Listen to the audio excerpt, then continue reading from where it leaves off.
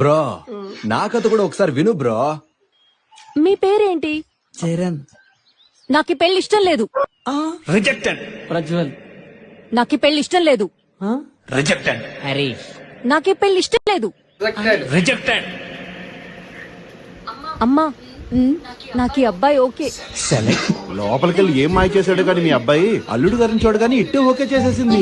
ఇంతవరకు దాదాపుగా 50 సంబంధాలు చూసుంటాం. ఎవరిని ఒప్పుకోలేదు మా అమ్మాయి. మీ అబ్బాయి చాలా అదృష్టవంతుడు. అయ్యో నా బంగారం. Lucky fellow.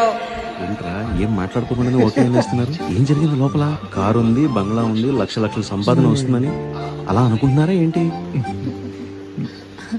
మీ పేరేంటి? కార్తిక్. ఏయ్, అది విని వెంటనే ఓకే చెప్తున్నాను నాకేం తెలుసునా?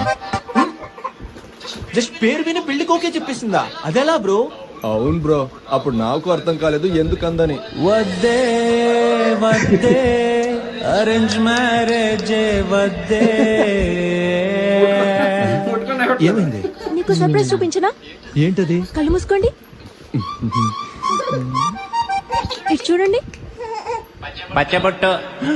నా పేరా? అయ్యో నా బంగారం, నేనంటే అంత ఇష్టమా? నీ ప్రేమ కోసం నేను 8 జన్మలు పుణ్యం చేసుంటాను.